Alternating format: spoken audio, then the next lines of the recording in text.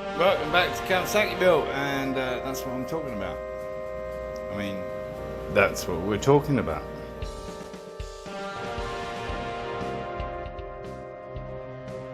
Yes, we're just tying up some loose ends all round in this episode, I think. So yeah, that's now talked to 80 pounds per square foot, or 108 Newton meters. And time for a split pin or a cutter pin, whatever you want to call them. I want to go big, but I don't know if that's long enough. Let's try it. That'll work. Good. Yeah, I know it doesn't look like it now, but we're really getting to the final stages, apart from hooking up the electrics, which I may have already done in a previous episode. I don't know. But I think we can do this in under 20 episodes. That would be quite a result, wouldn't it? And not just that, but under 20 grand. 2 grand. Around 2 grand. That's amazing, right? Yeah, because people often ask how much does it cost to do a custom cafe racer. It's entirely up to you. Whatever your budget is, just kind of stick within it. I don't generally have a budget, but that said, I kind of try and stick to less than 3 grand. Oh yeah, and then these turned up. Yeah, studs for this side, and that works as long as someone with tiny feet doesn't buy this bike. There you go. That's perfect. In other news, while I was doing the exhaust system, damn thing fell over and bust this. So that's annoying. So, we have a little leakage on the floor, obviously, and we have some new levers coming, which actually are nicer, I think, I hope. So yeah, I'm not going to bother tying up any of the cables. I am looking at what goes where, and I've actually pulled them around the other side at the moment, completely around the outside of the frame, which may not be where they end up, just so that they start to come at some kind of sensible angle and bendage. Yeah, so we'll be looking at that as well. Everything's gone green. We have bags full of nuts. And we have a can of custom cans, best guess at the green that is on the tank. So we're going to spray the side panels with this and see what happens. And then we can play with our nuts, which I think are going to look rather nice. Yeah. Well, they suggested I did a test spray first, which I did, put in the spray on the top. Yeah, that looks about right, doesn't it? Yeah. Let me clean that off. I do like that teal. Anyway, the other issue, of course, we've got now is we're laying it over the top of the teal. So that's another complication, because they didn't send me any more base coat. Oh, have I got any left? Well, I have a tiny bit. Okay, let's try it straight on top to start with. Well, there they are, and they're as tight as I could do them with my little 1/4-inch drive, because that's what I've got all the extensions for. But I will tighten them up later with a larger wrench. Yeah, they look pretty good. They kind of just blend in, honestly, rather than standing out, which is kind of nice. Yeah. What am I talking about? I've got loads of extensions for 3/8 years. So, on the torque wrench scale, just fairly bloody tight. Yeah, because bearing in mind we're crushing those gaskets, and you can kind of feel that happening. And when you got sufficient purchase on those, you've probably got a seal, right? So, yeah, just fairly bloody tight without busting a gut. Yes, I know you love the accuracy of the tech spec on this show. If you want to know what the torque settings are, Google it, I suggest. I'm merely kind of giving a rough guide. Yes, those of you who don't have a torque wrench, you know, I'm just trying to give you a rough idea of what it should be.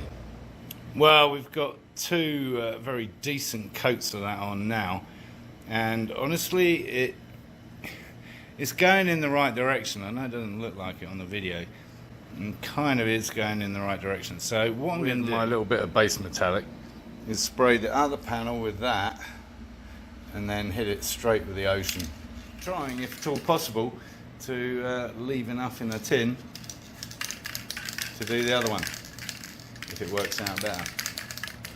And there it is, as sparingly as possible, just to cover up the colour, really. Yeah, and never mind the edges, right? Yeah, so we're going to try that in a minute.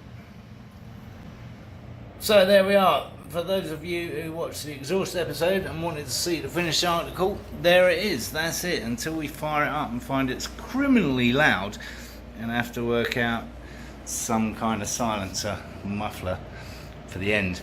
But I don't think we will. No, if the Suzuki is anything to go by, which had no mufflers, compared to the Ducati, which had no mufflers, I think the Kawasaki is going to be just fine. Yeah.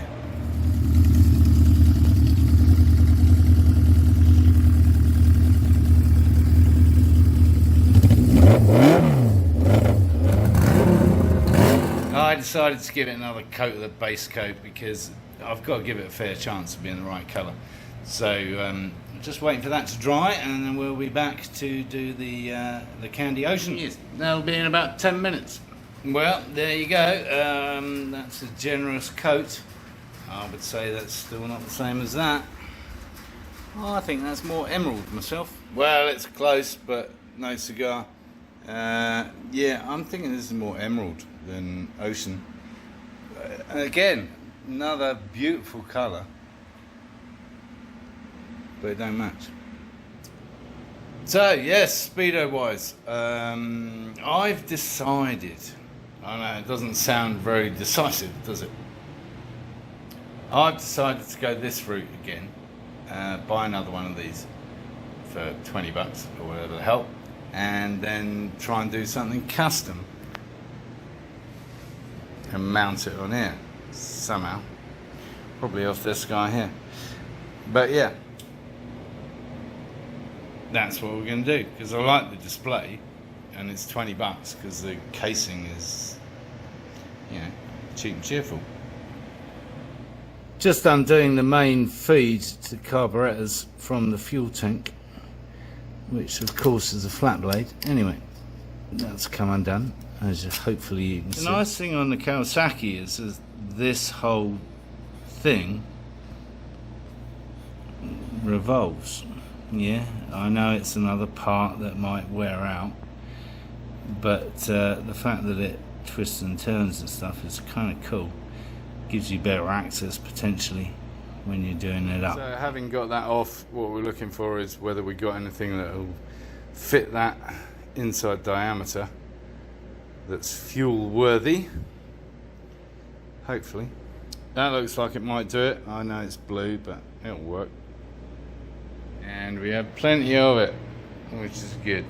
Yep, that fits beautifully. So once we get everything in place, we can cut it to a suitable length. Probably got a little bit much there. And down this bottom end, I think what I'm going to do is use one of these guys, which a certain ID that they spring to. I think that'll be sufficient. It's all gravity fed, not a big issue. So yeah, and I think that'll just be easier to get to. Yeah, perfect. Relatively easy to get to with some long nose pliers. That's that done, and can't wait to fix the other end up to the fuel tank and try and fire the bugger up. While we're on pipage, I don't know how important these are, honestly. They were in place on the Kawasaki. Yeah. So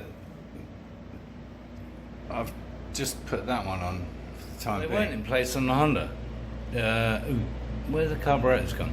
Oh yeah, Chris has gone. So yeah, I don't know how important that is, but it's probably fairly important, otherwise they wouldn't put those little nozzles at the bottom, right? It's presumably some kind of overflow drain, because all these went out the back here and then drained down there, away from the hot, fiery engine. So I think it's only sensible to put them back on in both projects, honestly. Made an executive decision, seeing as we're getting nowhere now with 3 different colours, of candy, I've sprayed the tank and the tailpiece. Well, I sprayed the tailpiece with the teal, and I sprayed the tank with the ocean, and we're ending up with like one of those TVR paint jobs. Different angles of light, you get different colours. So hopefully that'll confuse the viewer enough that they all kind of look the same. I don't know. Well, I guess Simps likes a new colour because he's volunteering to be resprayed the same. Yeah. Well, I bit the bullet on the clear coat for the tank and the tailpiece, and while I was at it, I thought I might as well do the Honda tank too, because as we've learned in the past, if you don't do this stuff with 2K, yes, that, then yeah, petrol just mullers it. So they're all glossed up. Another coat coming soon. Well, it would be rude not to see it all in situ really at this point, just to get an idea. So it's all just slotted in there on this side at least, including the back light. Yeah, that definitely needs clamping up to the top somehow, doesn't it? Yeah, it's falling over. Alright, we'll work on that. But yeah, I mean, from the side actually it looks pretty good.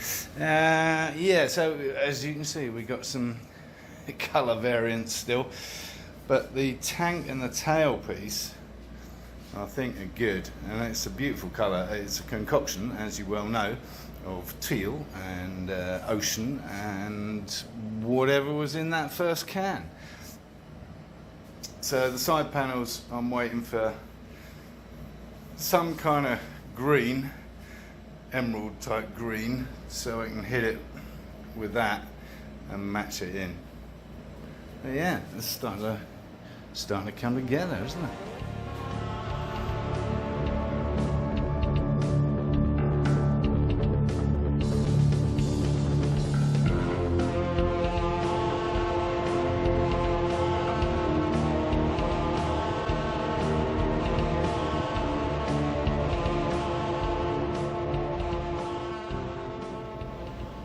Continued with my drain lines, except I haven't got enough, so there's one missing. Yeah, there.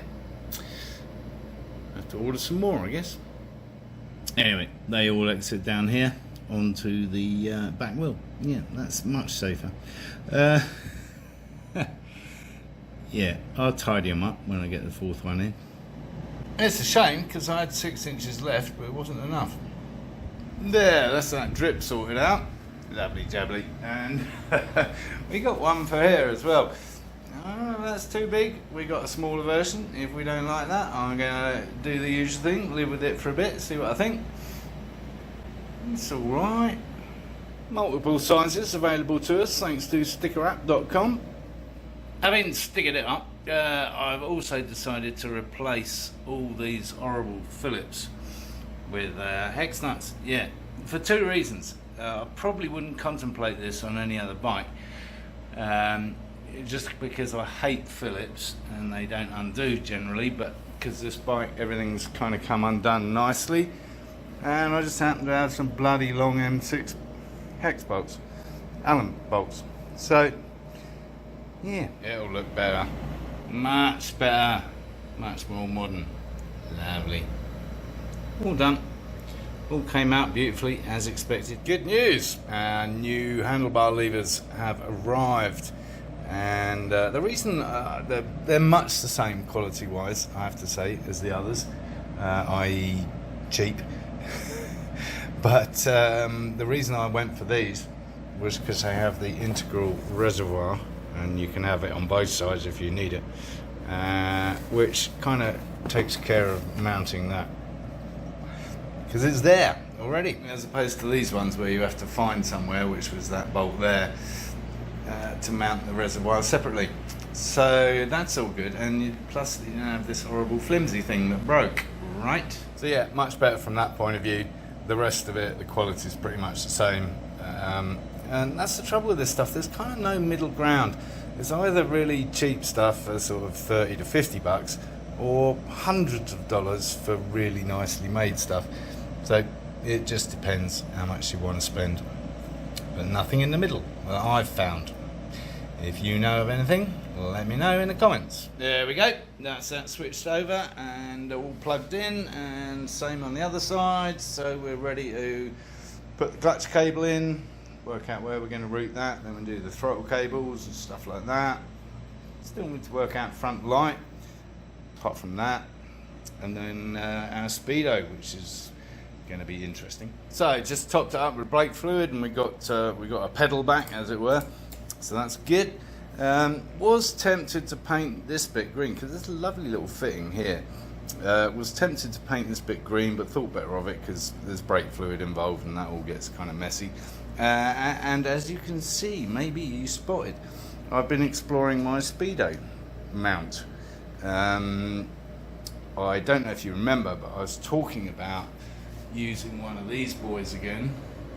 $20 special, GPS special, and I've seen some interesting customization thereof, and I'm thinking of using this. It might be just a little bit too much actually. This is off the Honda actually, one of the original exhaust fitments.